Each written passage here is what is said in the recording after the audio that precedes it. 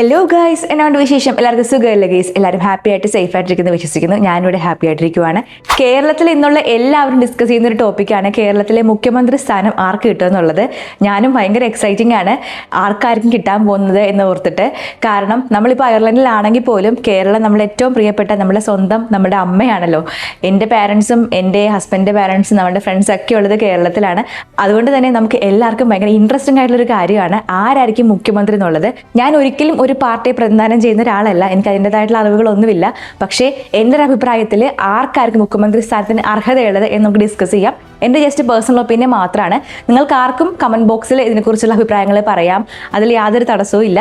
അപ്പം ഞാൻ നോക്കിയപ്പോൾ ഞാൻ ഒരിക്കലും രാഷ്ട്രീയത്തിൽ കൂടുതൽ അറിയാവുന്ന ഒരാളല്ല, അതുപോലെ തന്നെ രാഷ്ട്രീയം എനിക്ക് അത്ര അറിയാവുന്ന ടോപ്പിക്കുമല്ല. പക്ഷെ ഇലക്ഷൻ റിസൾട്ട് വന്നതോടുകൂടിയാണ് ഞാൻ കൂടുതലായിട്ടും ഇതിനെക്കുറിച്ച് കുറച്ച് പഠിക്കാൻ തീരുമാനിച്ചത്. അപ്പോൾ ഈ ഒരാഴ്ചക്കുള്ളിൽ എനിക്ക് മനസ്സിലായ ഒരു കാര്യം, ഒരുപാട് പേർക്കും VD സതീശൻ എന്നൊരു ലീഡറിനെ വരാൻ വേണ്ടിയിട്ട് ആഗ്രഹിക്കുന്നുള്ള കാര്യം എനിക്ക് മനസ്സിലായി. നമുക്ക് പറയാനാണെങ്കിൽ 3 സ്ഥാനാർത്ഥികളാണുള്ളത്. KC വേണുഗോപാലുണ്ട്, VD സതീശനുണ്ട്, അതുപോലെ തന്നെ രമേശ് ചെന്നിത്തലയുണ്ട്. രമേശ് ചെന്നിത്തല ഏറ്റവും സീനിയർ ആയിട്ടുള്ള ആള്. അപ്പോൾ എനിക്ക് ഈ പറയുന്ന പോലെ വലിയ രാഷ്ട്രീയ പരിജ്ഞാനമൊന്നുമില്ല. എങ്കിലും എൻ്റെ ഒരു അഭിപ്രായം പറയാനാണെന്നുണ്ടെങ്കിൽ KC വേണുഗോപാൽ മോശമാണെന്നല്ല. നമ്മുടെ കേന്ദ്രത്തിന്റെ പ്രധാനപ്പെട്ട കാര്യങ്ങളൊക്കെ നിശ്ചയിക്കുന്നത് KC വേണുഗോപാലും രാഹുൽ ഗാന്ധിയൊക്കെ ഡിസ്കസ് ചെയ്തിട്ടാണ്. പക്ഷേ അതിനേക്കാൾ ഉപരി കേരളത്തിന്റെ കാര്യം പറയാനാണെന്നുണ്ടെങ്കിൽ ഈ കുറച്ച് കാലയളവിനുള്ളിൽ 5 വർഷ കാലയളവിനുള്ളിൽ ജനങ്ങളുടെ ഹൃദയത്തിലുള്ള സ്ഥാനം കെട്ടിപ്പടുക്കാൻ സാധിച്ചിട്ടുള്ളത് VD സതീശനാണ്.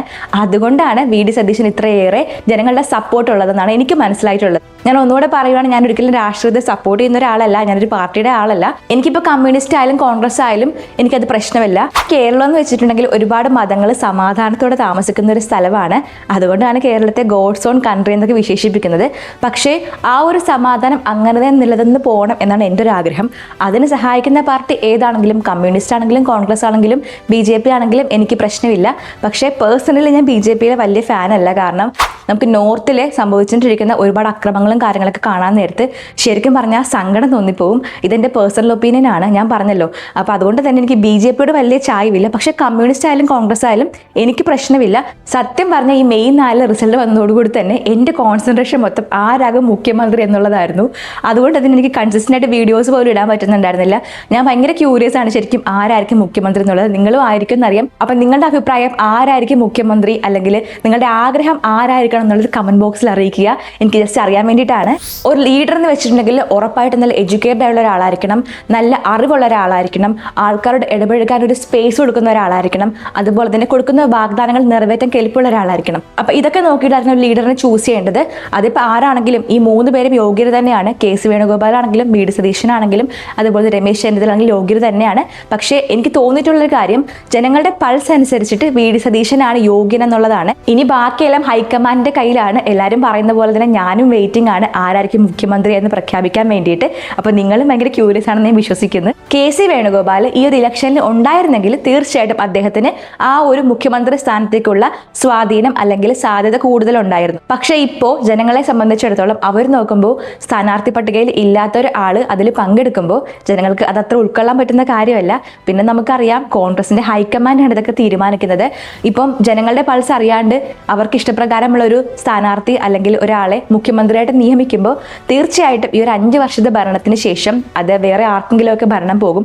ഒന്നെങ്കിൽ BJPക്കോ അല്ലെങ്കിൽ കമ്മ്യൂണിസ്റ്റ് പാർട്ടിക്കോ പോകും. 90% വോട്ട് ചെയ്ത ആൾക്കാരും VD സതീശനെ മുന്നിട്ട് കണ്ടിട്ടാണ് വോട്ട് ചെയ്യുന്നതാണ് എൻ്റെ ഒരു അറിവ്. അപ്പോൾ അത് കാണാണ്ട് ഹൈക്കമാൻഡ് ഒരു തീരുമാനം എടുക്കുന്നുണ്ടെങ്കിൽ തീർച്ചയായിട്ടും അത് കോൺഗ്രസിന്റെ പതനത്തിന് തന്നെ കാരണമാകും. ഇത് ഞാൻ കുറച്ച് നാളുകൾ കൂടെ വായിച്ചെടുത്ത് മനസ്സിലാക്കിയ കാര്യങ്ങളാണ്. അപ്പോൾ ഇതായിരുന്നു എൻ്റെ ഒരു ഒപ്പീനിയൻ.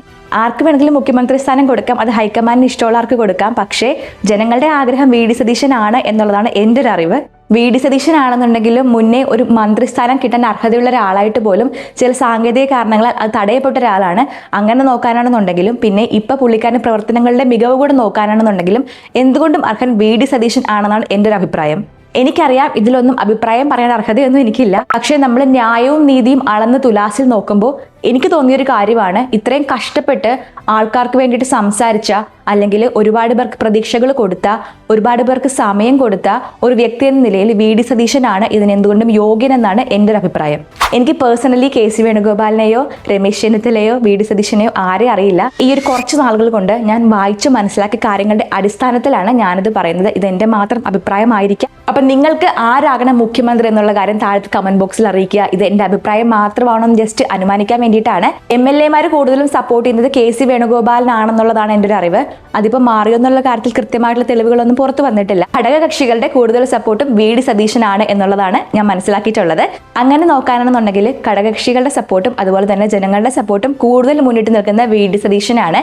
ഈ ഒരു ആഗ്രഹം പിന്തള്ളി ഹൈക്കമാൻഡ് വേറൊരാളെ കെ.സി. വേണുഗോപാലിനെയോ അല്ലെങ്കിൽ രമേശ് ചെന്നിത്തലയോ മുഖ്യമന്ത്രി സ്ഥാനത്തേക്ക് പ്രഖ്യാപിച്ചു കഴിഞ്ഞാൽ അതിന്റെ ഭവിഷ്യത്ത് തീർച്ചയായിട്ടും കോൺഗ്രസ് ബാക്കിയുള്ള വർഷങ്ങളിൽ അനുഭവിക്കേണ്ടി വരും. അതിന് യാതൊരു സംശയമില്ല. ഒരുപാട് പേരുടെ റീൽസും അതുപോലെ തന്നെ വീഡിയോസും കാണാൻ ഇടയായിട്ടുണ്ടായിരുന്നു.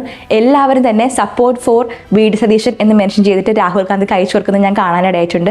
അപ്പോഴാണ് ശരിക്കും പറഞ്ഞാൽ ഈ ഒരു മനുഷ്യൻ കേരളത്തിലെ ജനങ്ങളെ എന്തുമാത്രം സ്വാധീനിച്ചിട്ടുണ്ട് എന്നുള്ള കാര്യം ഞാൻ മനസ്സിലാക്കിയത്. ഈ ഒരു അടുത്ത കാലത്തൊന്നും ഇത്രയും ആൾക്കാർ മുറിവിൽ കൂട്ടിയ ഒരു ലീഡറിനെ ഞാൻ കണ്ടിട്ടില്ല. അപ്പൊ അദ്ദേഹത്തിന്റെ ക്വാളിറ്റി നമ്മൾ അംഗീകരിച്ചേ മതിയാവത്തുള്ളൂ. ഇന്ത്യൻ നാഷണൽ കോൺഗ്രസ് എന്ന് പറഞ്ഞൊരു പാർട്ടിക്ക് ഓജസ്സും തേജസ്സും ശക്തിയായിട്ട് കൊടുത്ത് അതിനെ പുനർജീവിപ്പിക്കാൻ വേണ്ടിയിട്ട് ഒരുപാട് കഷ്ടപ്പെട്ട ഒരു വ്യക്തി എന്ന നിലയിലാണ് വി.ഡി. സതീശനെ എനിക്ക് തോന്നിയിട്ടുള്ളത്. നിങ്ങൾക്ക് അങ്ങനെയാണെന്നുണ്ടെങ്കിൽ തീർച്ചയായിട്ടും കമന്റ് ബോക്സിൽ അറിയിക്കുക. അപ്പൊ ആരായിരിക്കും കേരളത്തിലെ മുഖ്യമന്ത്രി എന്ന കാര്യത്തിൽ ഞാനും ഭയങ്കര ക്യൂരിയസ് ആണ്. ശരിക്കും വെയിറ്റിംഗ് ആണ് ആ ഒരു പ്രഖ്യാപനം വരാൻ വേണ്ടിയിട്ട്. എത്രയും പെട്ടെന്ന് സംഭവിക്കട്ടെ. പിന്നെ ഹൈക്കമാൻഡിനോട് എനിക്കൊരു അപേക്ഷയുള്ളത്, ജനങ്ങളുടെ ആഗ്രഹം മനസ്സിലാക്കിയിട്ടുള്ള ലീഡർ, അല്ലെങ്കിൽ ജനങ്ങൾ അത്രയും ആഗ്രഹിച്ച് വോട്ട് ചെയ്ത ഒരു ലീഡർ ആയിരിക്കണമെന്ന് ഞങ്ങളൊക്കെ ആഗ്രഹിക്കുന്നുണ്ട്.